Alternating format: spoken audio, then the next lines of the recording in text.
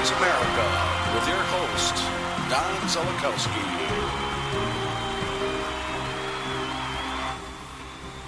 All right. Welcome to Today's America. Today is July, oh God, I'm not even sure what today is, but we're just going to do a quick little deal here. We're going to talk a little bit about Bernie Sanders. Again, this is our guy, Today's America. Don Z, this is our guy, Bernie Sanders. Okay, he is killing it right now. He is taking it to the next level. He is actually, everyone's got Hillary as the nominee already. The mainstream media is really pushing for the first woman president, which is great. Okay, that's awesome.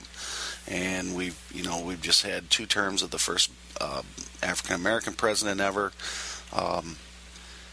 It's showing the diversity of this country, the ethnic and cultural and racial diversity of this country. There are lots of qualified people out there that are not rich old white guys. Okay, there are lots of women out there that are qualified to do this job. There are lots of quote unquote minorities that are capable of doing this job. But right now, I'm not sold. I'm not sold on Hillary. Okay, so let's say she does win the nomination for president. Okay, I've had this discussion with some friends of mine several times now, and they always say, well, fuck that, I'll never vote for Hillary, ever. She's a corporate sellout, blah, blah, blah, Wall Street sellout. I get it. I understand that. But, when it comes down to the presidency, what are we really talking about? The president doesn't write laws. Okay, the president's got the bully pulpit. The president has the ability to appoint, people to the cabinet, to the Supreme Court, veto power, and let's not forget, also has the ability to negotiate with, when it pertains to foreign affairs, negotiate with foreign countries, and so on and so forth. So this is all important stuff. Yes. Now, name any of the GOP or name any of the Republican candidates, any of them, and take into consideration the 4 or 5 things that I said just now that the president has power to do. Name any of the GOP candidates and tell me which one is qualified to do any of that stuff. Or not even qualified. Which one would you trust to do any of that stuff? Okay? Donald Trump's going around calling everyone stupid. We're going to trust him to sit down with the leader of a foreign country to negotiate a peace treaty or this nuclear arms treaty, or with Iran. Are we going to trust that Donald Trump or Jeb Bush has the diplomacy skills to be able to negotiate with a foreign country? What about Scott Walker, the guy that said he would bomb Iran on his first day in office? Is that the guy we want? I don't think so. I mean, it's pretty ignorant. What about Mike Huckabee, who's making references to our president right now leading Israel straight to the ovens? Is making such a poor statement like that, is that the type of guy that we want being our number one diplomat? I don't really think so. I don't. Okay. So, let's get on to some better news, okay? Now, finally,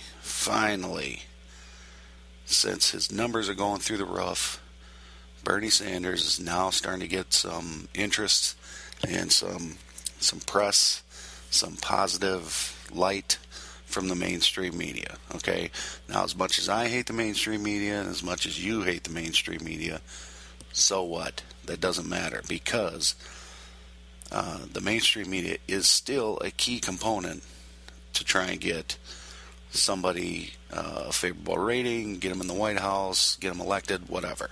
Okay, so as much as we hate them, we still need to embrace them a little bit, because they do help control what the uneducated populace sees. Okay, so right now there was an article written. It's put up on the MSNBC website, and it was written by Chuck Todd and Mark Murray. Okay, Chuck Todd, not a big fan. Not a fan of his right-wing leaning Meet the Press now. I mean, it's not a nonpartisan show anymore. It is definitely a Republican show. It should be on Fox News Network, but it's not. It's on MSNBC, and for whatever reason, they are shifting towards the right. Okay, but whatever. It is what it is. Okay, you got the power to change the channel, and so do I, so I guess I'm going to quit bitching about that. But right now, they've done some studies or done some polling in some of the swing states. Two of the major swing states right now, or all the time, are Iowa and New Hampshire. There's some interesting numbers coming out of there. And what you look at is the favorability and unfavorability percentages for each candidate. And it gives you a plus minus. So let's say you have a 50% favorability rating and a 40% unfavorability rating. Okay, that gives you a plus 10. Okay, 50 minus 40. Let's say you have a 40% favorability rating and a 50% unfavorability rating. That gives you a minus 10. Okay, so that you can kind of see where we're going with this. Okay, right now in those two major swing states, of all the major candidates on both sides of the aisle, Bernie Sanders is the only one with a plus favorability rating. Okay, in Iowa, he's got a plus 3. Now, it doesn't sound like much. Okay, but consider this. Marco Rubio has a negative 1. Scott Walker has a negative 1. Okay, so it doesn't seem like there's too much separating those three guys right there. Now let's dive a little deeper. Jeb Bush, negative 12. Okay, and now we're talking double digits. Hillary Clinton, the already proclaimed Democratic, the next president of the United States already. Everyone's already got her in that position. She has a negative 19 favorability rating, and hers is getting worse. Okay, Donald Trump, as much as we like to see him on the news and listen to his sound bites and hear him call everybody stupid, he has a negative 28. This is Iowa. Okay, Iowa, that's where everyone wants to go to get the nod to be the next president of the United States. So let's look at New Hampshire, another huge key swing state. Bernie Sanders has a plus 12 favorability rating. Plus 12. That's amazing. And especially consider this. He has a plus 12 and has barely been on television. The mainstream media has shunned him. Up until now, they have shunned him. But look at what he's got. He's got a plus 12.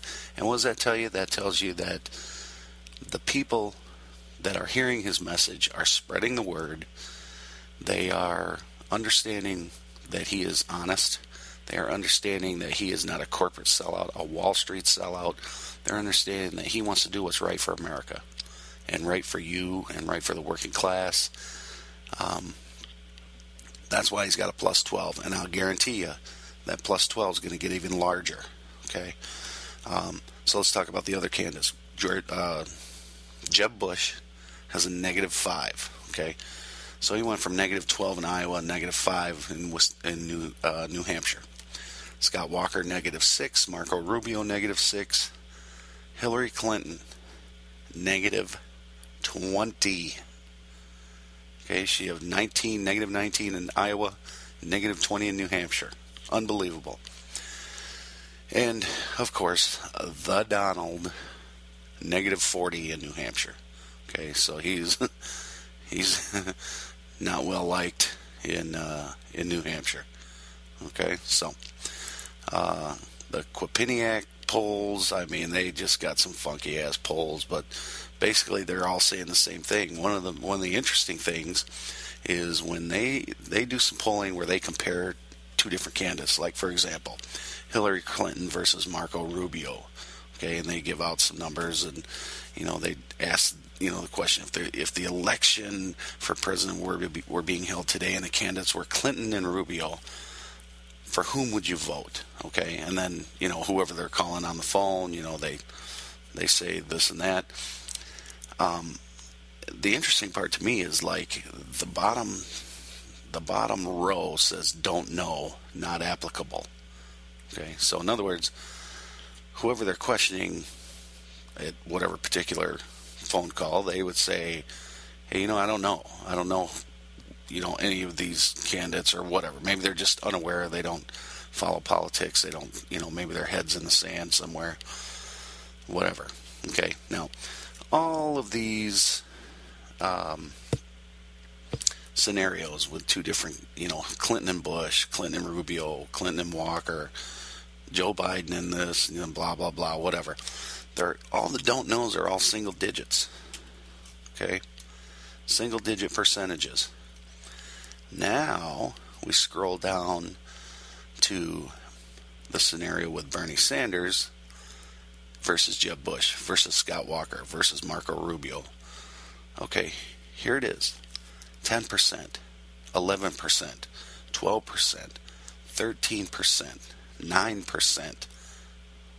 I mean, these are the don't knows. Okay, so what's that tell you? That tells me that there are a lot of people out there that don't know very much about Bernie Sanders right now. It doesn't necessarily say that they want to, but it doesn't say they don't want to either.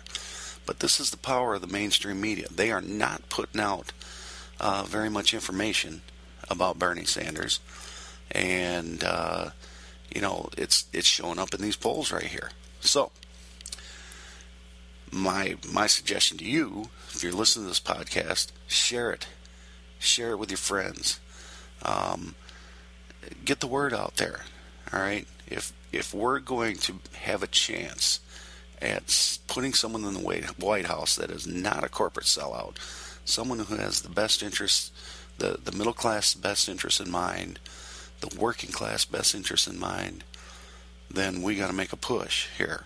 And we're going to have to use social media, we're going to have to use podcasts, we're going to have to do whatever it takes. Okay, here's another interesting thing.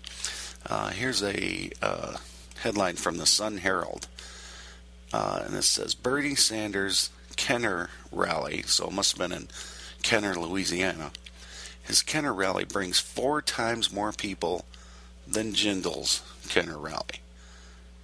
For Christ's sake, Jindal's the fucking governor down there, okay?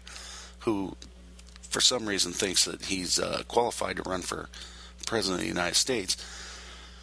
And, I mean, what does that show? That shows that Jindal's popularity sucks. All right, if he's unpopular in his own state, what the fuck would we want him to be the president for? Okay, so obviously Sanders killing him.